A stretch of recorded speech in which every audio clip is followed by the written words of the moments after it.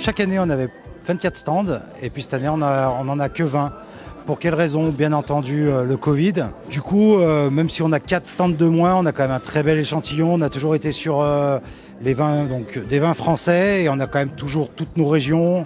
Ça va du Jura, on a des Côtes-du-Rhône, Bordeaux.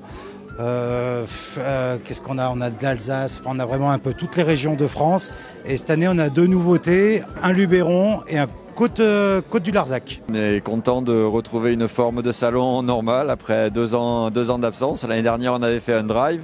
C'était beaucoup moins sympathique. Donc là, on est ravis de revoir l'organisation avec qui on a tissé des liens depuis maintenant 13 ans et nos clients qui on espère, seront au rendez-vous pour ce week-end. Écoutez, on démarre pour la première année, donc ça a l'air de bien se passer. Les dégustations se passent bien, donc on va voir si ça continue. Nous, il faut qu'on fasse découvrir un petit peu les terrasses du Larzac un peu dans toute la France, donc on en profite pour faire découvrir ici, à Saint-Baldoff. Nous, on présente tous les vins d'Alsace, donc des traditionnels, des cuvées, des vendanges tardifs, des créments, des grains nobles. On a une sacrée palette en vin d'Alsace. On a plus d'une vingtaine de références. Alors ici, nous sommes en Provence, en Côte de Provence. Donc évidemment, la Provence, c'est le pays du rosé. On fait essentiellement du rosé, mais il faut venir aussi déguster les blancs et des rouges, parce qu'on a quelques pépites aussi en blanc et en rouge, pas seulement en rosé. Alors nous, c'est plutôt le rouge, parce qu'on est en terrasse du Larzac, et également le blanc. Alors le blanc, c'est du Vermentino, Chardonnay, Viognier. C'est plutôt un apéritif, poisson, crustacé. Et le rouge, c'est un bon gibier ou une bonne côte de bœuf. De toute façon, il y a différents types de vins. Il y a des vins pour les repas, il y a des vins pour les apéros. C'est ça qui est assez divers chez nous. Les Riesling et les Pinot Gris, c'est plus des vins de repas.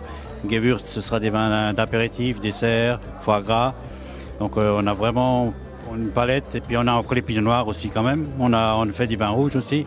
Bon, après, qui sont à la base plus légers, mais on en fait aussi des cuvées un peu plus corsées. Alors les rosés, on en a de tout. On a des vins de plaisir, des vins à boire à l'apéritif, des vins d'été, des vins frais et fruités. Mais on a aussi des vins de gastronomie, que ce soit en rosé, en blanc ou en rouge. On peut avoir aussi des vins de gastronomie ou des vins de garde pour les rouges notamment. 2021, pour nous, ça a été comme une bonne année.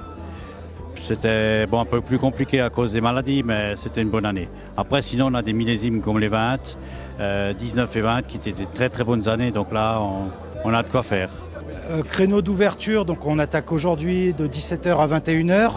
Demain, 10h, 21h, donc ce qu'on appelle la petite nocturne. Et puis dimanche, on sera ouvert de 10h à 18h, parce qu'à un moment, faut se reposer, faut ranger. Et puis c'est vrai qu'on met les vins stands, dégustation, verre à l'entrée, un verre de dégustation. On peut déguster. Après, si on n'aime pas, on n'achète pas. Si on veut une bouteille, on peut. Si on veut 6 caisses de rosé pour les barbecues, il n'y a aucun problème. Et puis on assure une petite restauration sur place, relativement classique. Des duos, des hot dogs, donc des petits sandwichs, des crêpes. Et puis on a un petit coin buvette aussi, s'il fait un peu chaud, on peut se désaltérer avec d'autres choses que du vin.